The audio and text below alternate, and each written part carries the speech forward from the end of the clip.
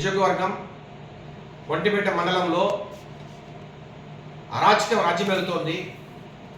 3 రోజుల కిందట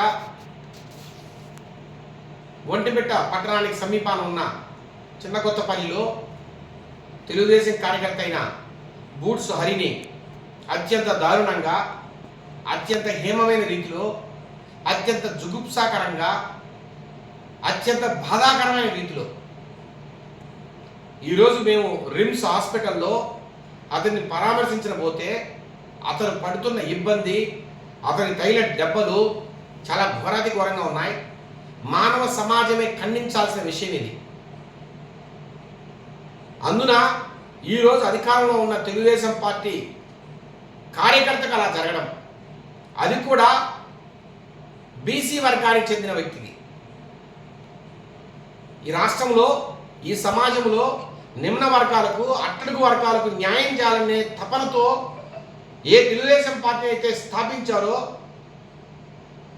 మాన్య శ్రీ నందమూరి తారక రామారావు గారు, ఏ తపనతో అయితే ఆ పార్టీని అద్భుతమైన రీతిలో ముందుకు తీసుకెళ్తున్నారో శ్రీ నారా చంద్రబాబు నాయుడు గారు కానీ, అట్లాగే యువనేత లోకేష్ బాబు గారు కానీ, ఏ పద్ధతిలో, ఏ తపనతో అయితే ఈ పార్టీని నడిపిస్తున్నారో, ఏ వర్గాలకైతే న్యాయం జరగాలని పరితపిస్తున్నారో ఆ వర్గాలకు ఈరోజు అన్యాయం జరిగే పరిస్థితి. కొంతమంది వైసీపీ గూండాలు, వైసీపీ పార్టీకి చెందిన కొంతమంది గూండాయిజం ఈ మండలంలో పెచ్చు మీరుతోంది. ఇంతకుముందు 5 సంవత్సరాలు కూడా తెలుగుదేశం పార్టీని బెదిరించి, తెలుగుదేశం కార్యకర్తలను ఇళ్లలోంచి బయటికి రాకుండా బెదిరించే పరిస్థితి అది ఇప్పుడు కూడా కొనసాగుతోంది. పూర్తిగా ఈ గూండాయిజాన్ని, ఈ దొంగతనాన్ని ఖచ్చితంగా అడ్డుకట్ట వేస్తాం. గత 2 రోజులుగా నేను ఈ ఒంటిమిట్ట సిఐ గారితో కావచ్చు, ఎస్ఐ గారితో కావచ్చు, అట్లాగే ఈరోజు రిమ్స్ హాస్పిటల్ నుంచి మన కడప జిల్లా ఎస్పీ అశోక్ కుమార్ గారితో కావచ్చు, ఈరోజు కూడా నేను మాట్లాడా. ఖచ్చితంగా పోలీసు వారి ఆధ్వర్యంలో ఈ గూండాయిజానికి అడ్డుకట్ట వేస్తాం.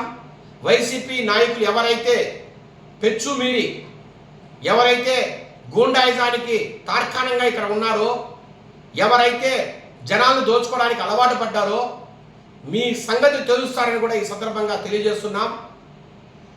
మేము చాలా శాంతి కాముకులం. తెలుగుదేశం పార్టీ క్రమశిక్షణ గల పార్టీ. కార్యకర్తలను ఒక క్రమశిక్షణతో, ఒక పద్ధతితో నడిపిస్తోంది. ఆ క్రమశిక్షణను చేతగాంతనంగా తీసుకోవద్దని కూడా ఈ సందర్భంగా నేను తెలియజేస్తున్నా.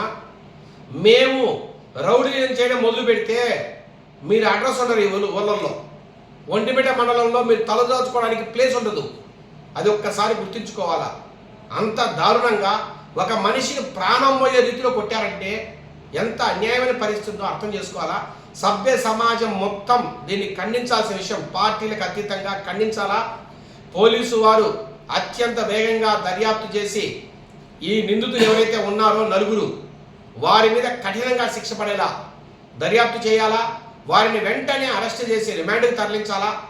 ఖచ్చితంగా ఆ బూట్స్ హరికి న్యాయం జరగాలని కూడా ఈ సందర్భంగా నేను పోలీసు వారికి విజ్ఞప్తి చేస్తూ, ఇట్లాంటి సంఘటనలు పునరావృతం కాకుండా పోలీసు వారు గట్టిగా చర్యలు తీసుకోవాలా. చట్టపరమైన చర్యలు తీసుకొని అన్ని పల్లెల్లో కూడా కార్యకర్తలకు భద్రత కల్పించే విధంగా ముందుకెళ్లాలని కూడా ఈ సందర్భంగా కోరుతున్నాం. నేను ఒక్కటే చెప్తున్నా, తెలుగుదేశం నాయకుడిగా, తెలుగుదేశం కార్యకర్త అందరికీ కూడా ఒకటే వివరిస్తున్నాం. ఎవ్వరూ ఎక్కడా భయపడద్దు. గూండాయిజాన్ని సహించే ప్రశ్నే వద్దు. మీకు తోడుగా మేముంటాం. ఖచ్చితంగా మీకు న్యాయం జరిగే విధంగా పోరాడతామని మరొక్కసారి బాధితుల పక్షాన వారికి అండగా ధైర్యం చెప్తూ, అట్లాగే రాబోయే రోజుల్లో ఏ ఇబ్బంది కలిగిన తెలుగుదేశం కార్యకర్తలకు ఎట్టి పరిస్థితుల్లో ఊరుకునేది లేదు. ఏ స్థాయికైనా పోరాడతామని మరొక్కసారి తెలియజేస్తున్నా. అట్లాగే మనకి పక్కనే ఉన్న మాధవరం 1లో నిన్న యూనిట్ ఇన్ఛార్జ్ అయిన, తెలుగుదేశం పార్టీ యూనిట్ ఇన్ఛార్జ్ అయిన డాక్టర్ వీరభద్రుడు గారి ఇంట్లో కూడా దొంగతనం జరిగింది. పగలు 10 గంటలకు కూడా దొంగతనం జరిగే పరిస్థితి ఉందంటే ఒక్కసారి అర్థం చేసుకోవాలా. చాలా దారుణమైన పరిస్థితి. ఒక డాక్టర్ అయినా, 10 మందికి మేలు కోరే వ్యక్తి, సమాజంలో ఒక ఉత్కృష్టమైన రాజకీయాలు చేసే వ్యక్తి, 10 మందికి ఉపయోగపడే డాక్టర్ ఆయన ఆయన ఇంట్లో పట్టపగలే 10 గంటలకు ఒక దొంగతనం జరగడం నిజంగా ఇది చాలా దారుణం. సమాజం ఎటువైపు పోతుందో కూడా బాధపడాల్సిన పరిస్థితి ఇది. అందరూ కూడా ఇది కూడా ఖచ్చితంగా అతి త్వరలో పోలీసు వారికి విజ్ఞప్తి చేస్తున్నాం. అతి త్వరలో ఈ కేసు కూడా ఛేదించి 2 లక్షలకు పైగా డబ్బు, 35-40 తులాలకు పైగా బంగారం, చాలా ఘోరమైన విషయం ఇది. 35 నుంచి 40 లక్షల రూపాయలు విలువ చేసే ఆభరణాలు కావచ్చు, డబ్బు కావచ్చు, ఆయన ఇంట్లో దోపిడీకి గురైంది, దొంగతనానికి గురైంది. అవి ఖచ్చితంగా వచ్చే 1-2 రోజుల్లో పోలీసు దర్యాప్తులో బయటపడాలా.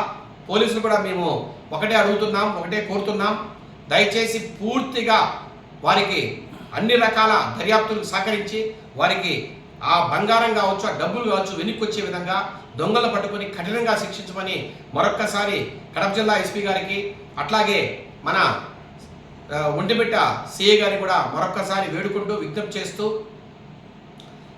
బాధితులందరికీ మేము అండగా ఉంటాం. తెలుగుదేశం పార్టీ తరపున అభయం ఇస్తూ సెలవు తీసుకుంటున్నాం. Thank you.